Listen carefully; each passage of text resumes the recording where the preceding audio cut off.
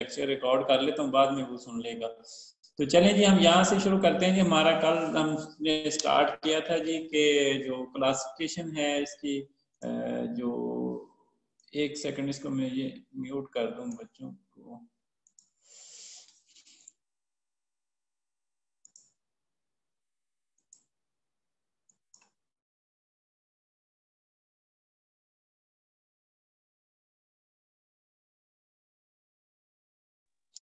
जी यहाँ से हमारा जी लेक्चर स्टार्ट होता है जी।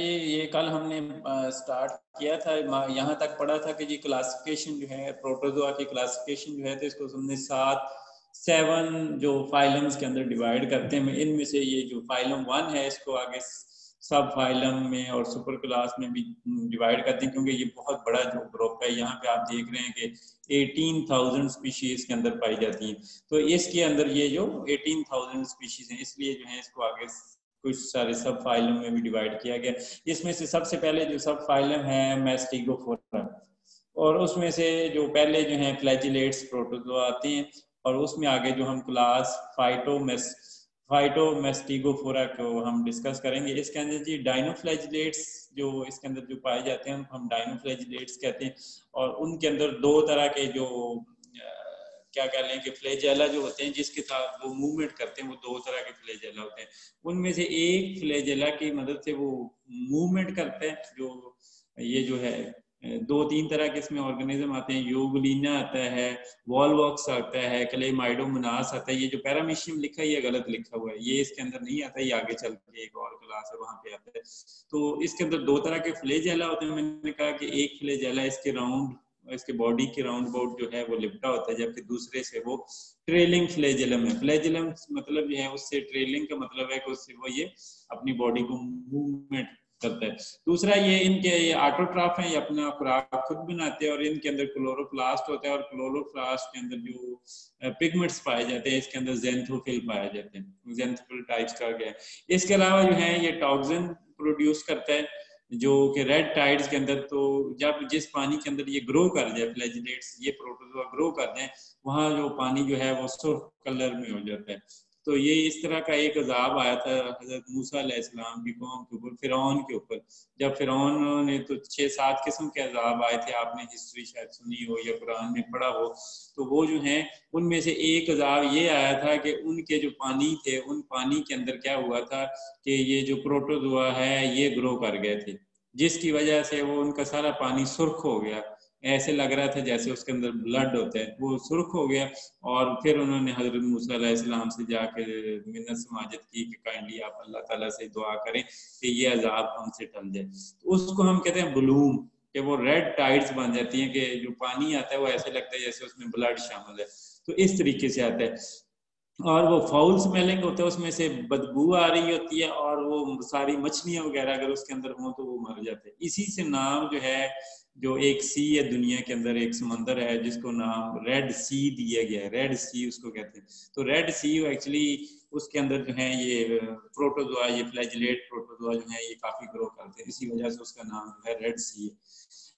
नेक्स्ट जो है इसके अंदर ये देखें जी, ये इसकी शक्ल है, इस शेप में होता है इसका जो आगे जो करेक्टरिस्टिक्स है, ये आपको डायग्राम नजर आ रही है। इसके बाद जो दूसरा इसी फाइलम सार्कोमेस्टिगोफोरा के अंदर आगे एक सब फाइलम है मेस्टिगोफोरा। मेस्टिगोफोरा की आगे एक और क्लास है ज़ूमेस्टिगोफोरा, और ये बड़ी इंपॉर्टेंट क्लास है। ये इसके अंदर जो है ज़ू फ्लैजिलेट्स पाए जाते हैं। उसके अंदर जो ये उसके अंदर फाइटो फ्लैजिलेट्स थे, इसके अंदर ज़ू फ्लैजिलेट्स हैं। और ये जो है इनके अंदर क्लोरोप्लास्ट नहीं होता, और इनकी वजह से ये हेटेरोट्रॉपिक है, यानी कि खुद अपनी खुराक नहीं बनाते। और ये इसके कई सारे मेंबर जो हैं, कई सारे इंसानों के ऊपर उनके पेस्ट भी हैं। और उनमें से जो इसी उसमें से एक स्पीशी जो है ट्राइपेनोसोमा ब्रूसियाई, ट्राइपेनोसोमा ब्रूसियाई आपने एफएससी में भी पढ़ा था। ये एक ज़ूफ प्रोटोजोआ है, और इस प्रोटोजोआ को एक्चुअली ये इसकी 3 डिफरेंट स्पीशीज हैं। ठीक है, इस स्पीशी को 3 आगे सब स्पीशी में डिवाइड किया गया है। ट्राइपेनोसोमा ब्रूसियाई, ब्रूसियाई आगे फिर दोबारा आता है। ये गैम्बियंस जो है ये एक दूसरी स्पीशी है, दूसरी इसकी सब स्पीशी है। तीसरी है रोडेसियंस, जो एक तीसरी स्पीशी है। ये पहली तो जो है ये नॉन मैमल जो ऑर्गेनिज्म है उनका ये पैरासाइट है। और उसमें से ये दो जो सब स्पीशीज हैं ये इंसानों के पैरासाइट्स हैं। और इंसानों के अंदर क्या होता है कि ये वाला इस प्रोटोजोआ को ट्रांसमिट करता है। ट्रांसमिट कौन करता है? ये फ्लाइज है कि फ्लाई जिसको बाइट करती है, तो बाइट करने से क्या होता है कि ये वाला जो प्रोटोजोआ है ह्यूमन के बॉडी के अंदर, लिम्फ के अंदर, ब्लड के अंदर या उसके नर्वस सिस्टम में चला जाता है। जब नर्वस सिस्टम में चला जाता है तो उससे एक डिजीज काज होती है, that's called the sleeping sickness.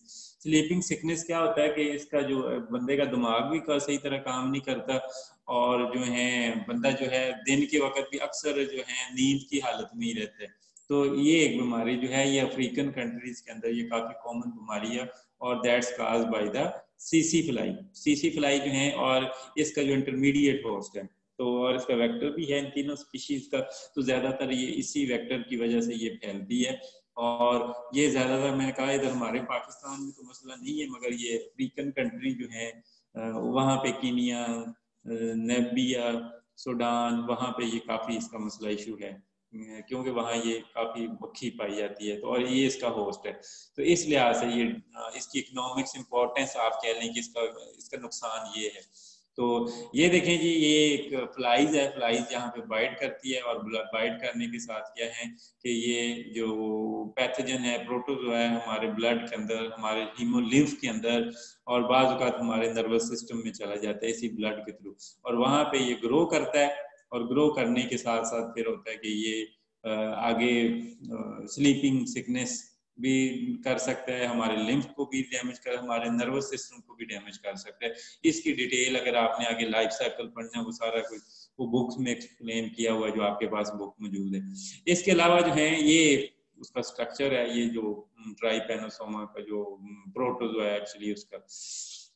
इसके अलावा नेक्स्ट है जी फाइलम सार्कोमेस्टिगोफोरा, उसमें आगे सब फाइलम है सार्कोडीना और उसमें अमीबॉइड प्रोटोजोआ, यानी कि अमीबा इसके अंदर आता है, जितने भी अमीबा जो है वो इसके अंदर आते हैं और वो स्यूडोपोडिया के थ्रू मूव करते हैं। स्यूडोपोडिया क्या है कि एक्चुअली ये इनके आर्म्स लाइक स्ट्रक्चर होते हैं, ये जब फीड करते हैं या मूव करते हैं ये जो अमीबा होते हैं तो वो अपने एक किस्म के कह लें कि उसके जैसे नाम से स्यूडो मीन फॉल्स और पोडिया मीन लिटिल फुट्स, कि वो अपने पाँव बनाते हैं, फीट बनाते हैं, बाजू बनाते हैं, उन बाजुओं के थ्रू वो जो जितने भी अमीबा जो हैं वो मूव करते हैं। ठीक है, और ये जो आर्म्स बनते हैं ये आगे भी हम डिस्कस करेंगे कई सारे।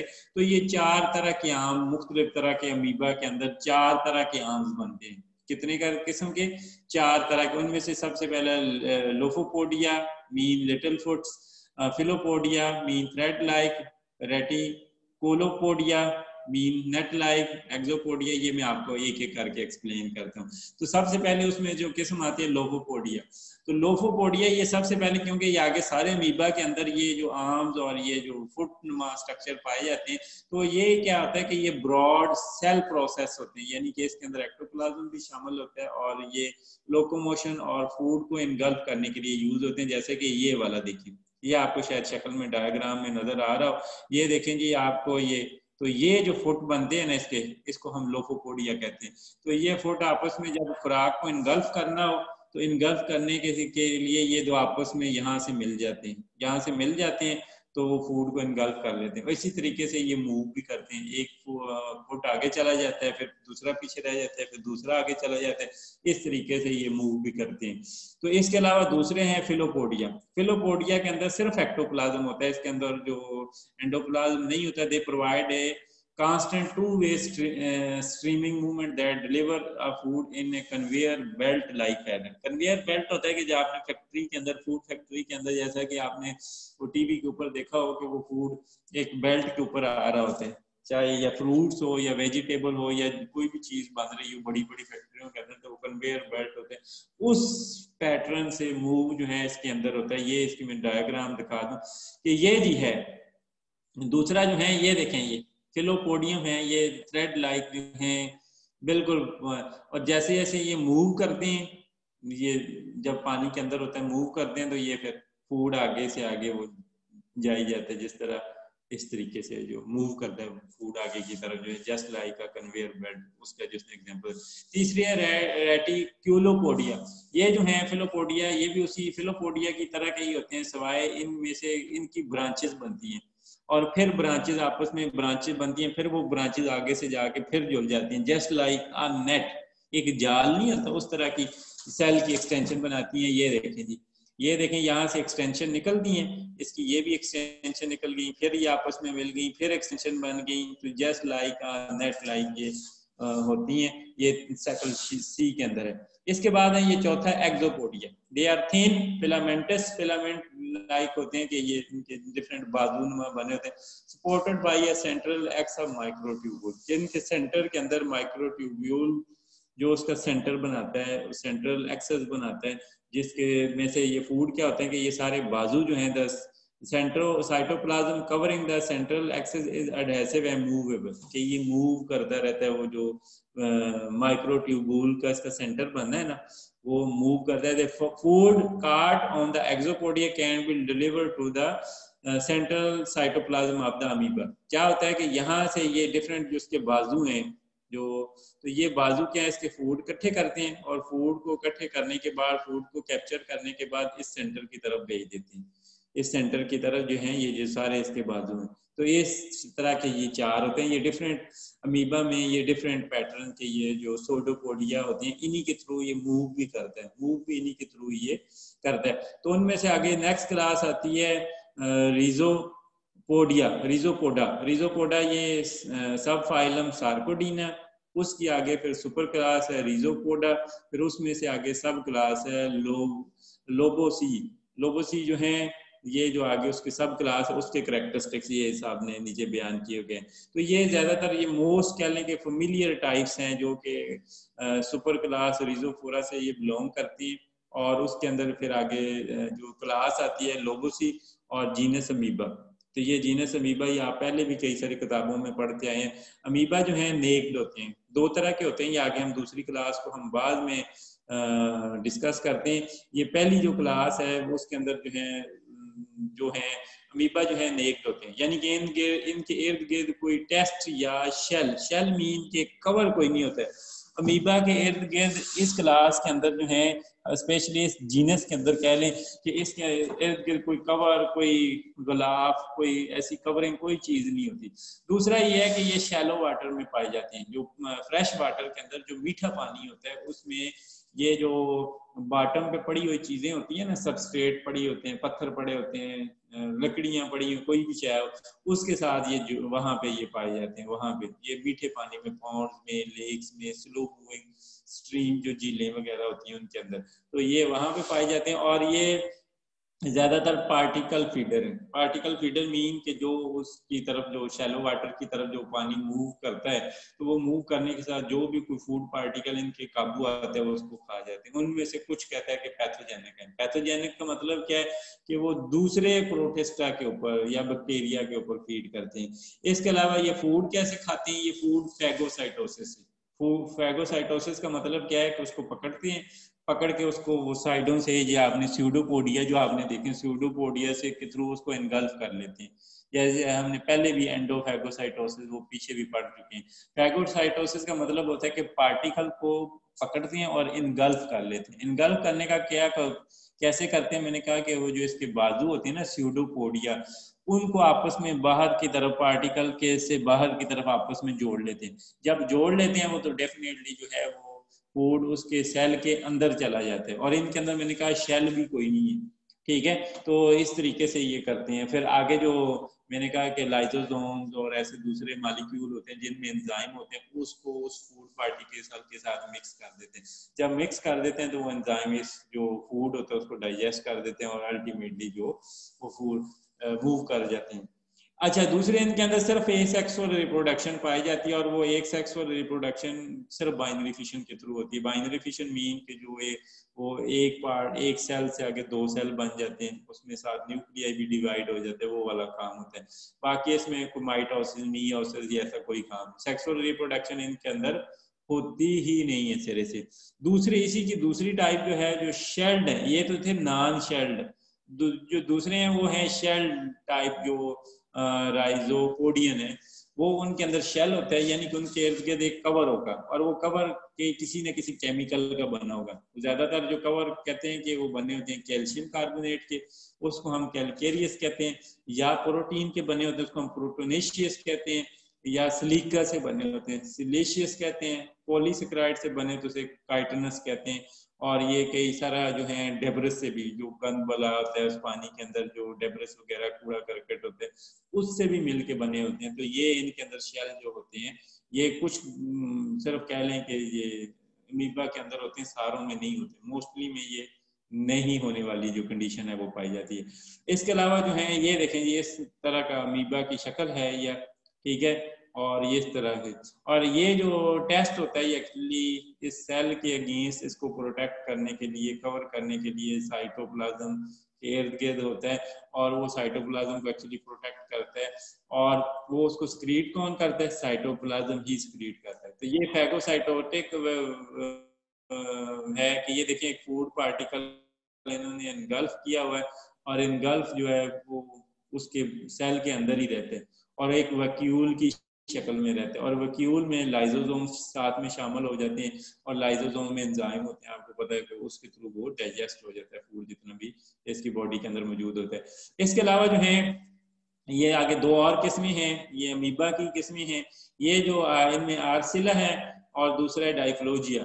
डाइफ्लोजिया की बात कर लें सबसे पहले कि डाइफ्लोजिया ये फ्रेश वाटर में रहने वाला एक शेल्ड अमीबा है, इसके इर्द गिर्द एक शेल कवरिंग कोट सा बना होता है, ठीक है, और इसकी शक्ल जो है वेज शेप होती है, वेज की तरह का होता है।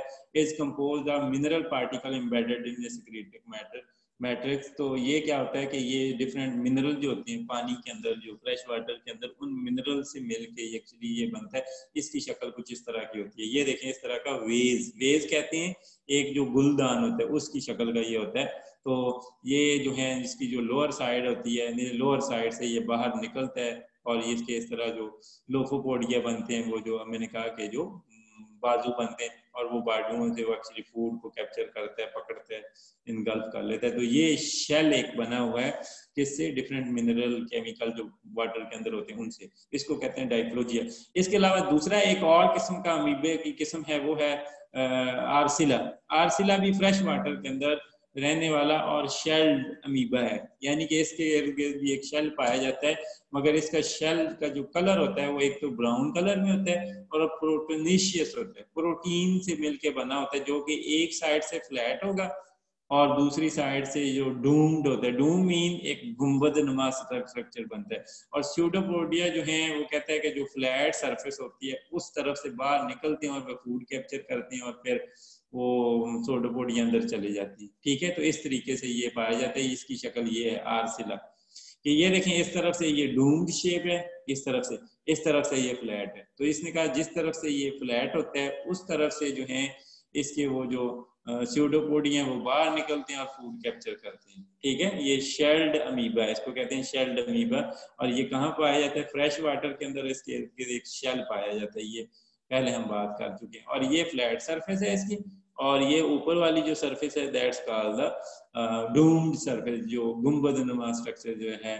सरफेस है। इसके अलावा जो है एंटामीबा हिस्टोलाइटिका, ये गर्मियों में एक अमीबा है, गर्मियों में इसका बड़ी कसरत से बहुतात होती है और इसकी वजह से एक बीमारी होती है जिसको कहते हैं डाइसेंट्री, या आप उसको डायरिया भी कहते हैं, पेचस भी कहते हैं, और पेचस भी खतरनाक वाले खूनी पेचस जिसे आप कहते हैं, ये गर्मियों में होता है। ये गर्मियों में चूंकि मक्खियां ज्यादा होती हैं, हाउस फ्लाई ज्यादा होती है आपके घरों के अंदर, और इसका जो वेक्टर है जिसके थ्रू ये फैलती है वो है इसका जो है क्या कह लेंगे मक्खी के थ्रू। मक्खियां जो है ना फिजिकली ऐसे जो है इसका वेक्टर नहीं है बल्कि वो इसका कैरियर है, यानी कि उसके सिर्फ अपने माउथ पार्ट के साथ जहां मक्खी बैठती है, स्पेशली मक्खी बैठती कहाँ पे है, जो आपका जो पखाना बाहर आप करते हैं, या कई सारे गांव वगैरह में लोग ना पखाना कर देते हैं बाहर जाके गलियों में, उनके वाशरूम नहीं होते, वो पखाना जाके बाहर करते हैं लोग। तो जब वो उस मक्खी के जो उस पखाने से उठ के हमारे फूड के ऊपर आती है या पानी में वो पखाना अगर मिक्स होता है, स्पेशली सैलाब के दिनों में, जिन दिनों बारिशें बहुत ज़्यादा हों और वो सारा पखाना मिक्स होके आपके दरियाओं में जा रहा हो, नहरों के अंदर जा रहा हो, और फिर वो ऐसा पानी अगर पिए तो आपको डाइसेंट्री हो सकती है। और उसमें से एक और जो सोर्स है कि वो जब आप खाना गर्मियों में ढाँप के ना रखें तो उसके ऊपर मक्खियाँ बहुत ज़्यादा होती हैं। अगर मक्खी के माउथ के पार्ट के साथ ये एंटामीबा हिस्टोलाइटिका ये अगर आ गया, ये प्रोटोजोई है, ठीक है, अगर आ गया तो इसके थ्रू आपको डायसेंट्री हो जाएगी। डायसेंट्री एक्चुअली ये कहाँ पे करता है, प्रॉब्लम कहाँ पे करता है, या आपकी जो इंटेस्टाइन है, आपकी जो आंत है, लोअर इंटेस्टाइन, छोटी इंटेस्टाइन है जिसे आप छोटी आंत कहते हैं, उसके अंदर एक तो ये इन्फ्लेमेशन काज करता है और दूसरा अल्सर काज करता है। अल्सर काज करने से क्या होता है, वहां पे आपको सीवियर किस्म का पेन होता है आपके पेट के अंदर, और दूसरा क्या होता है कि उसके बाद आपको फिर एक डायरिया लग जाता है कि आपका पेट खुल जाता है, पेट खुलता है और आपको एक तरफ से उल्टियां कर रहे होते हैं, माउथ की तरफ से आपको जो है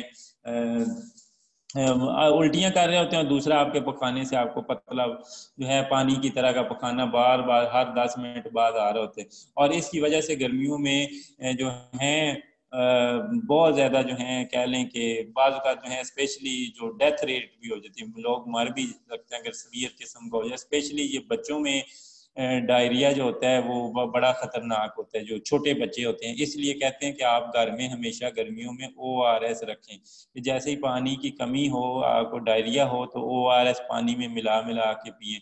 अगर आपके पास ORS नहीं है तो सिंपली पानी के अंदर जो है 1 चम्मच नमक की डालें, 6 चम्मच जो है 1 लीटर पानी के अंदर 1 चम्मच चीनी की नमक की डालें और 6 चम्मच पानी के डालें, और उस पानी को वक्तन वो बच्चे को पिलाते रहें। तो जब पिलाते रहेंगे तो वो जो है उसके पानी की कमी नहीं होगी, क्योंकि वाटर जो है जितना साल्ट ज़्यादा होता है आपकी बॉडी के अंदर वो उतना वो वाटर होल्डिंग कैपेसिटी आपकी बॉडी की बढ़ जाती है और डायरिया में आपके बन जाते हैं। और ये फैलता किस वजह से, अनसैनिटाइज कंडीशन की वजह से।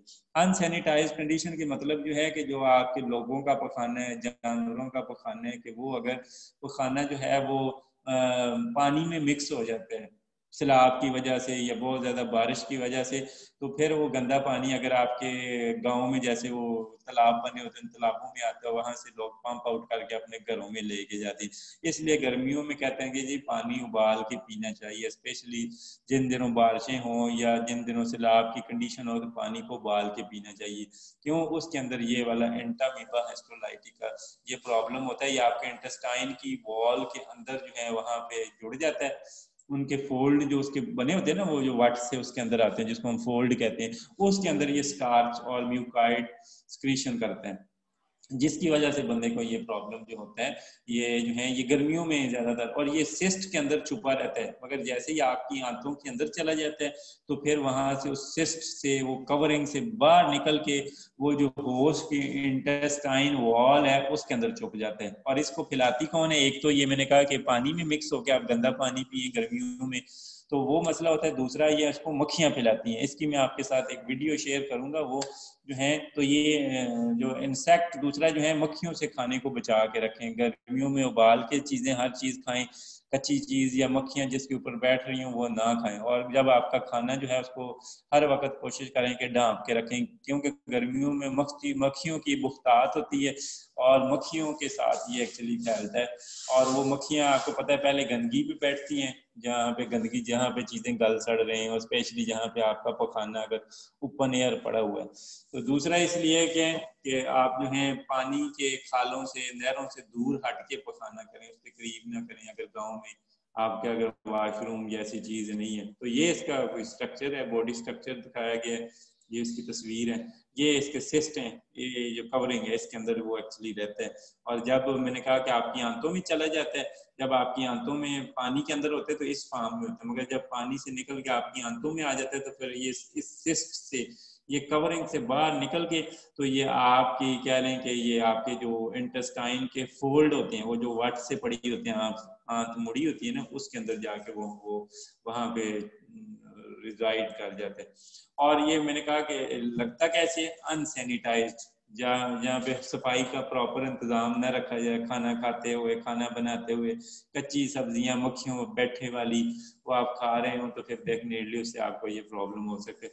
फाइलम सार्कोमेस्टिगोफोरा, इससे आगे सब फाइलम है एक्टिनोफोरा, और इसमें आ गया फोरामिनीफेरेंस। फोरामिनीफेरेंस जो है ये आगे एक और दूसरा जो है क्लास है इसकी जो है। फोरामिनीफेरेंस जो है ये एक्चुअली मेरीन अमीबा है। कौन से अमीबा है?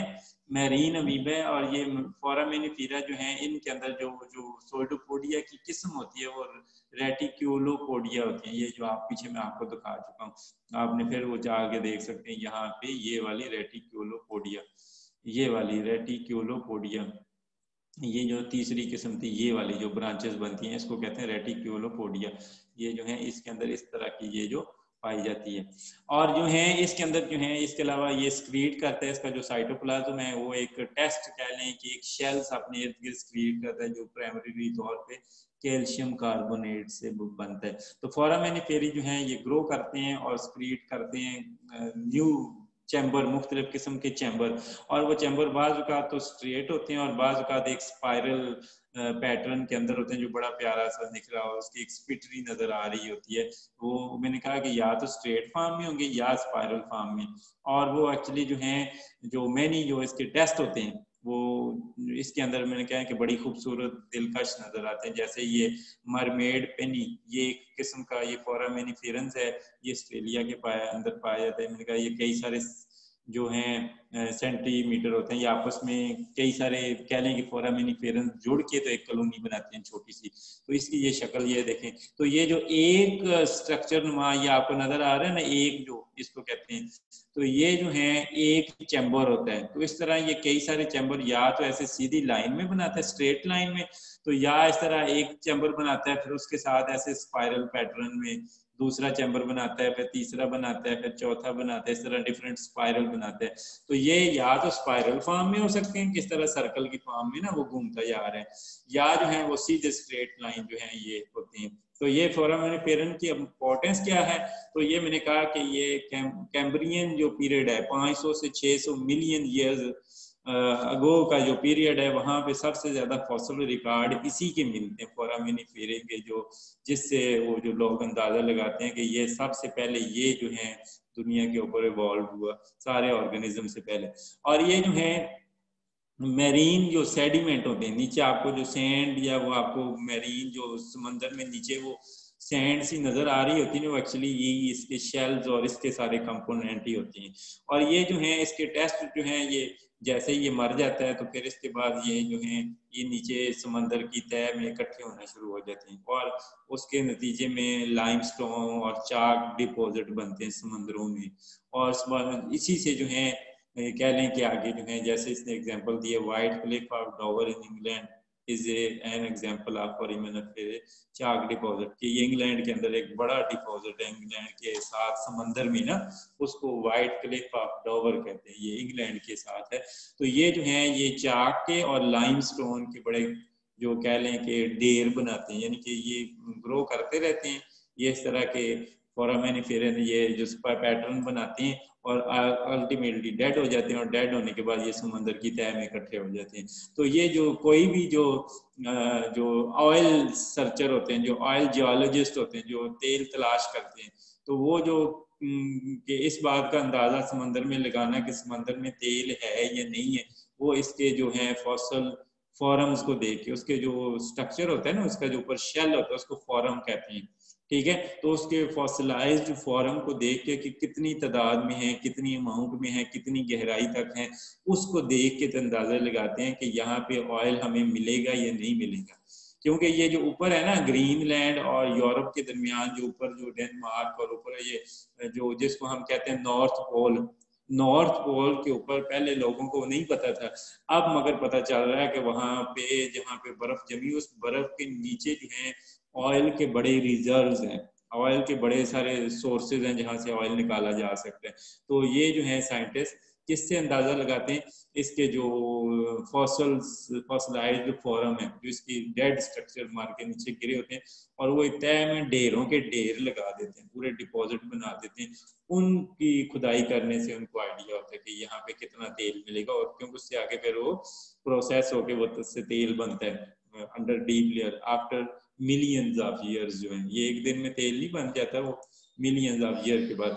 इसके अलावा हेलियोजोइंस है, ये भी एक्वेटिक, ये जो पानी में रहने वाले जो हैं अमीबा हैं, ये या तो प्लांक्टन होते हैं, प्लांक्टन मीन के फ्री लिविंग होते हैं, कि पानी में घूमते फिरते हैं, जो है फ्लोट कर रहे होते हैं पानी के अंदर जो है। तो या ये जो है live attach by a stalk to some substrate, या किसी न किसी चीज से समंदर में वो जुड़े एक स्टार्क से, थोड़ी सी कह लें कि एक थोड़ी सी डोरी सी नुमा स्ट्रक्चर के साथ वो एक जुड़े होते हैं, एक डंडी की नुमा स्ट्रक्चर से भी जुड़े होते हैं, मगर वो फिर भी फ्लोट कर रहे होते हैं पानी में ना, तैर रहा होता है।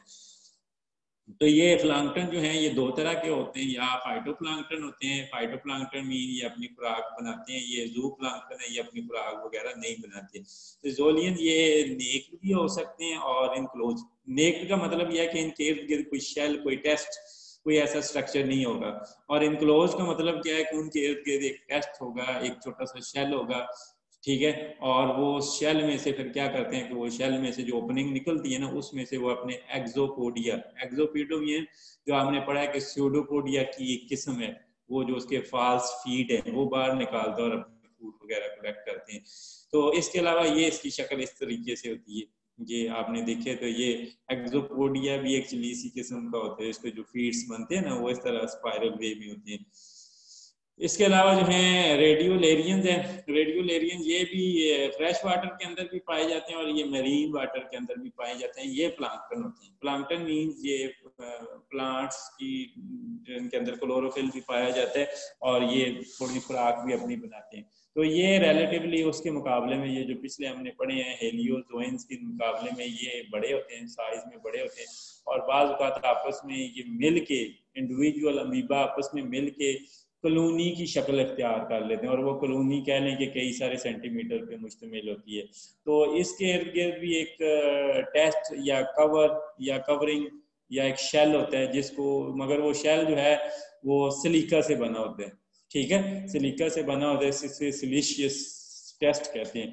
तो इसके ये बड़े सारे क्या इसके अंदर स्पाइंस नुमा और लंबे लंबे कह लें कि मूवेबल स्पाइंस और नीडल से मिलके बना होता है, इसलिए जो है इसका बड़ा एक खूबसूरत स्कल्पचर्ड या ऑर्नामेंटल लेटस सा नजर आता है। क्यों कि वो जो है डिफरेंट नीडल और वो जो स्पाइंस हैं और वो आपस में मिल के एक बड़ा खूबसूरत नुमा सा स्ट्रक्चर या स्कल्पचर जिसके ऊपर कशीदाकारी से की हो, इस नुमा का वो स्ट्रक्चर नजर आता है।